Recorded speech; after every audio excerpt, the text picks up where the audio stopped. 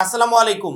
HSC 2026 সালের পরীক্ষার্থীরা, HSC পর্যায়ে আমাদের যে টোটাল যেই কয় লক্ষ শিক্ষার্থী পরীক্ষায় ফেল করে তার ভিতর সবচেয়ে বেশি যে সাবজেক্টে খারাপ রেজাল্ট করে সেটার নাম হচ্ছে ইংরেজি। এই ইংরেজির পিছনে আমরা আজকের পর থেকে লাগলাম, দেখি ইংরেজিতে শিক্ষার্থীরা কিভাবে খারাপ রেজাল্ট করে। ইনশাল্লাহ আমাদের প্রত্যেকটা ভিডিও শিক্ষার্থীদের ইংরেজিতে A+ কনফার্ম করতে প্রচন্ড পরিমাণে হেল্প করবে। আমরা রাইটিং পার্ট নিয়ে তো সবসময় কথা বলি, কিন্তু রিডিং পার্ট, প্যাসেজ, গ্রামার এই অংশগুলো নিয়ে তেমন কথা কেউ বলেই না, মানে কথা বলা হয়ই না। আমরা এটার পিছনে লাগলাম, প্রত্যেকটা শিক্ষার্থীকে আমরা এই গ্রামারে এবং রিডিং পার্টের এই প্রত্যেকটা অপশনে একদম এক্সপার্ট করে তুলবো, যাতে একটা শিক্ষার্থীও আর ইংরেজিতে খারাপ রেজাল্ট না করে। মাত্র 310 টাকায় যারা এখনো আমাদের এইচএসসি 26 টার্গেট প্লাস কোর্সে যুক্ত হন, খুবই দ্রুত করো, কারণ কি একটা মাত্র কোর্সে তুমি শেষ মুহূর্তের একদম শর্টকাট সাজেশন পাবে, সকল গ্রুপের পিডিএফ আকারে, বিগত কয়েক বছরের বোর্ড এমসিকিউ পাবে উত্তর সহ পিডিএফ আকারে, প্রত্যেকটা সাবজেক্টের প্রত্যেকটা চ্যাপ্টার অ্যানালাইসিস করা জ্ঞানমূলক নতুনমূলক প্রশ্ন উত্তর পাবে পিডিএফ আকারে, লিখিত অংশে শর্টকাট টেকনিক, গ্রামার অংশে শর্টকাট টেকনিক, পড়াশোনার রুটিন, A+ গাইডলাইন, এভরিথিং পাবে এই একটা মাত্র কোর্সে। সামনে সময় খুবই অল্প, এই জন্য যারা এখনো কোর্সে যুক্ত হন, এই স্ক্রিনে দেওয়া নাম্বারে 310 টাকা কোর্স ফি পাঠিয়ে এই নাম্বারে হোয়াটসঅ্যাপে আমাকে জানাবে ভাই কোর্স ফি পাঠিয়েছি, সাথে সাথে তোমাকে গ্রুপে যুক্ত করে নিব, তখন থেকে তোমার প্লাস প্রস্তুতি শুরু হয়ে যাবে।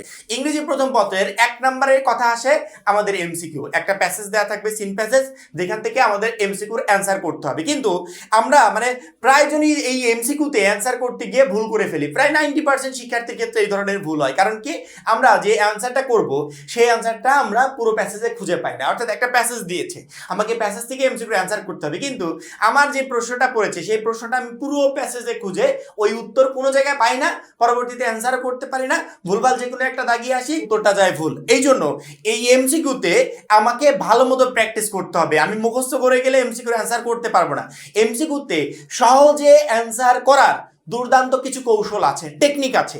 সেই টেকনিকটা প্রত্যেকটা শিক্ষার্থী যদি মাথায় নিয়ে পরীক্ষার হলে যেতে পারে, ইংরেজি প্যাসেজ থেকে এমসিকিউর অ্যান্সার সুন্দর করে তো করতে পারবে, প্রত্যেকটা তার কারেক্ট হবে, একটাও শিক্ষক কাটতে পারবে না, অর্থাৎ পুরো নাম্বারটা সে এমসিকিউতে পাবে। এই মুহূর্তে আমার হাতে একটা পেজ দেখতে পাচ্ছ, এই পেজে আমি একটা প্যাসেজ নিয়েছি, ইংরেজি প্রথম পত্রের একটা প্যাসেজ।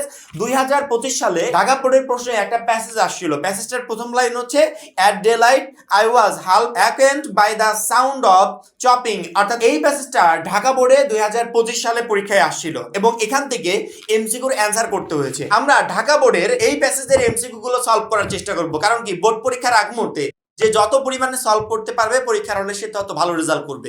আমি এখানে 3টা এমসিকিউ লিখে নিয়েছি, ABC। কিভাবে প্যাসেজ থেকে সুন্দর করে খুঁজে বের করে এমসিকিউ গুলোর অ্যান্সার করতে হয় সেটাই মূলত আজকের ভিডিওতে শিখাবো। আমার মনে হয় আজকের ভিডিওটা দেখার পর প্রত্যেকটা শিক্ষার্থী বোর্ড পরীক্ষার হলে যে প্যাসেজ দিয়ে আসুক সুন্দর করে খুঁজে বের করে বা মিনিং গুলো বের করে সে অ্যান্সার করতে পারবে, অর্থাৎ এমসিকিউতে সে পুরো নাম্বারটা ইনশাল্লাহ পাবে। এমসিকিউতে অ্যান্সার করার ক্ষেত্রে 2টা বিষয় মাথায় রাখতে হবে। আমরা যখন ইংরেজি প্রথম পত্রে সাজেশন দিই বা প্যাসেজগুলো দিই, ইম্পর্টেন্ট প্যাসেজ, তখন প্রত্যেকটা শিক্ষার্থীকে বলি তোমার প্রথম কাজ হবে তোমার ইংরেজি প্রথম পত্র বই থেকে এই প্যাসেজটা খুঁজে বের করবে, ওই প্যাসেজের গল্পটা মাথার ভিতর নিবে, বাংলা গল্প, ইংরেজি না, বাংলা গল্পটা মাথার ভিতর নিবে।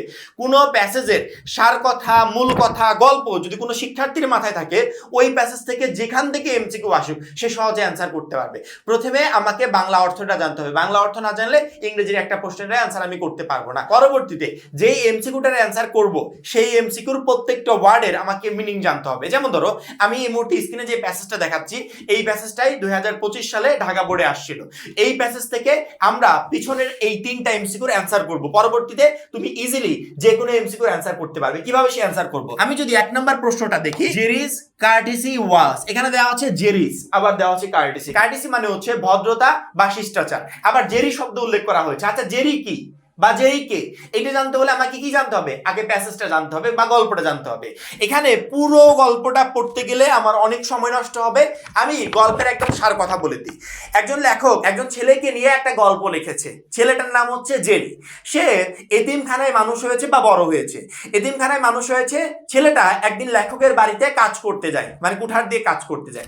কাজ করতে করতে এমন সময় ছেলেটার কুঠারটা ভেঙে যায়। পরবর্তীতে লেখক তাকে নতুন কুঠার কিনে দেওয়ার কথা বললে বা কুঠারটা সেরে দেওয়ার কথা বললে সে ছেলেটি বলে যে না, আমি যেহেতু কুঠারটা ভেঙে ফেলেছি, আমি ভুল করেছি, এটার দায়ভার আমার, অর্থাৎ এটা আমাকেই ঠিক করতে হবে। পরবর্তীতে লেখক এক পর্যায়ে জোরাজুরি করলে ছেলেটা রাজি হয়। অর্থাৎ ছেলেটার এখানে ভদ্রতা, নম্রতা, শিষ্টাচার এইগুলো প্রকাশ পেয়েছে, অর্থাৎ তার যে ভালো গুণগুলো আছে। আবার লেখক অনেক সময় অনেক কাজের কথা বললে মানে ছেলেটাকে বলতে হয় না যে এই কাজটা করো ওই কাজটা করো, ছেলেটা নিজে ভালো বুঝে যেটা তার কাছে ভালো মনে হয় বা যে কাজটা তার কাছে মনে হয় যে এটা করলে ভালো হবে সেই কাজগুলো সে নিজেই করে দেয়, অর্থাৎ লেখককে কোনো কিছু বোঝাতে হয় না।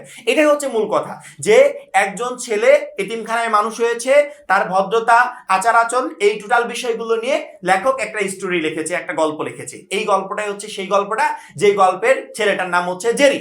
প্রথমত আমরা এই প্রশ্নটা দেখব যে 1 নম্বরে জেরিস কার্টেসি ওয়াজ, কার্টেসি মানে কি? কার্টেসি মানে হচ্ছে ভদ্রতা বা শিষ্টাচার। জেরির কার্টেসি অর্থাৎ জেরি যে ছেলেটি, এই ছেলেটির এই ভদ্রতা বা শিষ্টাচার মানে সে কিভাবে পেয়েছে, মানে নিচে যে 4টা অপশন দেওয়া আছে, 1 নম্বরে হচ্ছে আর্টিফিশিয়াল, 2 নম্বরে অ্যাকোয়ার্ড, 3 নম্বরে ইনবর্ন, 4 নম্বরে টট। এই 4টা শব্দের যে কোনো একটা শব্দের সাথে মিল করতে হবে। 1 নম্বর প্রশ্নটা আমি পড়ার সাথে সাথে আমার প্রথম কাজ হবে এই কোশ্চেন রিলেটেড আমার টোটাল প্যাসেজে কোনো জায়গায় কোনো সেন্টেন্সে বা কোনো ওয়ার্ডে এই শব্দগুলো ব্যবহার করা হয়েছে কিনা সেটা আমি খুঁজে বের করব। আমি এই প্রশ্নটা পড়ার সাথে সাথে আমি আমার প্যাসেজে চলে গেছি, যে প্যাসেজ থেকে আমাকে এমসিকিউ গুলোর অ্যান্সার করতে হবে। প্যাসেজটা পুরোপুরি খোঁজার পর একদম শেষ পর্যায়ের দিকে গিয়ে দেখলাম এইখানে সুন্দর করে দেওয়া আছে, for his courtesy was instinctive, অর্থাৎ সুন্দর করে একটা ওয়ার্ড ব্যবহার করা হয়েছে যেই ওয়ার্ডটা আমার এই 4টা অপশনের একটা অপশনেও নাই। অর্থাৎ এখানে দেওয়া আছে আর্টিফিশিয়াল, তারপরে অ্যাকোয়ার্ড দেওয়া আছে, ইনবর্ন দেওয়া আছে, টট দেওয়া আছে, অথচ ইনস্টিংটিভ দেওয়া নেই। এই শব্দটা কিন্তু প্যাসেজে দেওয়া আছে। সেক্ষেত্রে যেহেতু এই ওয়ার্ডটা এখানে নাই, আমাকে আগে ওই ওয়ার্ডের মিনিংটা জানতে হবে যে ওই ওয়ার্ডের অর্থটা কি। কারণ কি, ওই ওয়ার্ডটা এখানে অনুপস্থিত থাকলেও ওই ওয়ার্ড রিলেটেড যদি কোনো ওয়ার্ড এখানে থাকে তাহলে ওইটাই হবে উত্তর। একদম সহজ কথা, ওই ওয়ার্ডের অর্থ জানলেই আমি সহজেই এই 4টা অপশন থেকে একটা অপশন উত্তর আমি বের করতে পারবো। ইনস্টিংটিভ শব্দের অর্থ কি আমাকে আগে এটা জানতে হবে। ইনস্টিংটিভ শব্দের অর্থ হচ্ছে জন্মগতভাবে বা স্বভাবগতভাবে। জন্মগতভাবে কি একটু ছোট্ট করে আমি বলি, জেরিস কার্টেসি, জেরির যে স্বভাব বা আচরণ বা শিষ্টাচার ছিল এগুলো কি জেরি কারো কাছ থেকে শিখেছিল? প্যাসেজে একবারে ক্লিয়ারলি বলা হয়েছে জন্মগতভাবে। কিভাবে জানলাম? ওই যে ইনস্টিংটিভ ওয়ার্ডটা ব্যবহার করা হয়েছে, ওইটা মানেই তো জন্মগতভাবে বা স্বভাবগতভাবে। ওইটা মানে যেহেতু জন্মগতভাবে, সেক্ষেত্রে ওই রিলেটেড একটা ওয়ার্ড আমাকে এখান থেকে বের করতে হবে যে জেরির যে ভদ্রতা বা শিষ্টাচার ছিল এইগুলো জন্মগতভাবে। এখানে জন্মগতভাবে ওয়ার্ড কোনটা আমি যদি অত খোঁজাখুঁজি না করি, যে সময় হাতে নাই, ইনবর্ন মানে জন্মগতভাবে, সরাসরি এইটা উত্তর হবে। কিন্তু যদি একটু ব্যাখ্যা করে মানে কনফিউশন দূর করতে চাই, যে আমি একটু কনফিউশন গুলো দূর করি যে ইনবর্নই হবে নাকি আর অন্য কোনো ওয়ার্ড আছে, সেক্ষেত্রে আমি বলবো আর্টিফিশিয়াল, কৃত্রিম ভাবে। জেরির যে স্বভাবগত আচরণ ছিল যে তাকে কোনো কাজের কথা বলা লাগতো না, সে নিজে নিজেই করে দিত, ঠিক আছে। তারপরে যে কোনো কথা বললে সে একটা ভদ্রতা দেখাতো, এগুলো কি সে এতিমখানা থেকে শিখেছে? না, মানে ও কোনো প্যাসেজে পুরোখানেকে বলা নেই কোথা থেকে শিখেছে, তাকে কেউ শিখিয়েছে না, কেউ শিখায়নি। তাহলে যদি কেউ না শিখিয়ে থাকে বা সে নিজেও যদি জন্মের পরে এগুলো না শিখে থাকে, তাহলে এটা জন্মগতভাবে তার ভদ্রতা বা শিষ্টাচার ছিল। সেক্ষেত্রে যেহেতু আর্টিফিশিয়াল, তার মানে কৃত্রিম ভাবে হবে না। অ্যাকোয়ার্ড মানে পরে শিখেছে, না পরেও শিখে না, কারণ কি প্যাসেজে কোনো জায়গায় পরে শেখার কথা বলা হয়নি, যে আশ্রম থেকে বা এতিমখানা থেকে শিখেছে এরকম কোনো ওয়ার্ড ব্যবহার করে নেই। ইনবর্ন জন্মগতভাবে, হ্যাঁ এইটা মিলে যাচ্ছে, কারণ কি ইনস্টিংটিভ যে ওয়ার্ডটা আমরা পেয়েছি প্যাসেজ থেকে, ওই প্যাসেজের মানেও জন্মগতভাবে, আবার ইনবর্ন মানেও জন্মগতভাবে। এবং জেরি পরবর্তীতে মানে জন্মের পরে এগুলো তাকে কেউ শেখায় নাই বা সে নিজে শিখে নাই, এগুলো তার জন্মগতভাবে ছিল। সেক্ষেত্রে টট শেখানো হয়েছে, এটাও হবে না। তাহলে উত্তর কোনটা হবে? ইনবর্ন হবে। যদি এত খোঁজাখুঁজি না করো, সরাসরি উত্তর হচ্ছে জেরিস কার্টেসি ওয়াজ, জেরির যে ভদ্রতা শিষ্টাচার এইটা ছিল জন্মগতভাবে। ইনস্টিংটিভ যে ওয়ার্ডটা আমাদের প্যাসেজে আছে এটার অর্থ জন্মগতভাবে, ইনবর্ন যে শব্দটা আছে এটার অর্থ জন্মগতভাবে, অর্থাৎ কোনো কিছু ভাবাভাবি নাই, এটা উত্তর হবে একবারে ডিরেক্ট, সহজ প্রসেস। আমাকে এমসিকিউর অ্যানসার করার সঠিক নিয়ম হচ্ছে আগে আমাকে প্যাসেজ গল্পটা মাথায় রাখতে হবে। এটা কিন্তু পরীক্ষার হলে গিয়ে হবে না, এটা বাসা থেকে করে যেতে হবে। আমরা আমাদের সাজেশনে যে প্যাসেজগুলো দিয়েছি এই প্যাসেজগুলো অর্থ মাথায় নিয়ে পরীক্ষার হলে যেতে হবে। যখনই তুমি এই প্যাসেজের গল্পটা মাথায় রাখতে পারবে তখন তুমি ইজিলি অ্যানসার করতে পারবে। পরবর্তীতে যখনই এমসিকিউ প্রশ্নটা একবার পড়বে, তোমার প্রথম কাজ হবে এই প্রশ্নটা পড়ার সাথে সাথে তোমার প্যাসেজে চলে যাবে, দৌড় দিয়ে প্যাসেজে চলে যাবে, গিয়ে দেখবে এই রিলেটেড কোনো সেন্টেন্স বা কোনো ওয়ার্ড তোমার প্যাসেজে আছে কিনা। যখনই দেখবে আছে তখনই তুমি উত্তর পেয়ে গেছো, মানে একদম সহজ প্রসেস। ওইখানে যদি এই রিলেটেড কোনো উত্তর নাও থাকে, তারপরে দেখবে এটার সিমিলার কোয়ালিটি কোনো কিছু একটা আছে, ওইটা ধরে পরবর্তী তোমাকে অ্যানসার বের করতে হবে। আমি বোঝাচ্ছি এই জন্য টাইম লাগছে, কিন্তু তোমরা যখন অ্যানসার করবে, অনেক অ্যানসার করতে 30 সেকেন্ডও লাগবে না, 1 মিনিটও লাগবে, একদম সহজ প্রসেসে অ্যানসার করতে পারবে। আমার মনে হয় না যে আজকের পর থেকে এই এমসিকিউ অ্যানসার করার ক্ষেত্রে কোনো শিক্ষার্থীর কোনো প্রবলেম হবে। 2 নাম্বারে, what does the phrase of his own accord indicate. এখানে প্রশ্নটা করা হয়েছে যে মূলত অফ হিজ অন অ্যাকর্ড এই সিমিলার কোয়ালিটির মানে এই বাক্যের অর্থটা এখানে বোঝাতে বলা হয়েছে যে নিচের কোন ওয়ার্ডটা অফ হিজ অন অ্যাকর্ড এই বাক্যের বা এই সেন্টেন্সটাকে ইন্ডিকেট করছে। অর্থাৎ আমাদের প্যাসেজে যে অফ হিজ অন অ্যাকর্ড ব্যবহার করা হয়েছে সেক্ষেত্রে নিচে চারটা অপশন কোনটা এই সেন্টেন্সটাকে ইন্ডিকেট করছে বা এই বাক্যটাকে ইন্ডিকেট করছে। সেক্ষেত্রে আমাদেরকে খুঁজে বের করতে হবে যে এই কোয়ালিটির এই সিমিলার কোয়ালিটির এখানে কোনটা আছে। অফ হিজ অন অ্যাকর্ড এটার মানে হচ্ছে নিজের ইচ্ছায়, মানে অন্য কারো ইচ্ছায় কোনো কিছু করে না, নিজের ইচ্ছায় করে। আচ্ছা জেরি অর্থাৎ গল্পে যে জেরির কথাটা বলা হয়েছে, জেরি যে কাজগুলো করে যে মানে ভালো কাজগুলো করে এগুলোর জন্য কি তাকে কখনো বলে দিতে হয়? বলতে হয় না। এটা আমরা কিভাবে জানলাম? আমরা প্যাসেজ পড়ে জানতে পেরেছি যে লেখক কখনো তাকে কোনো কাজের কথা বলে না, নিজের কাছে যেটা ভালো মনে হয়েছে সে ভালো বুঝে সে ভালো কাজটা করেছে।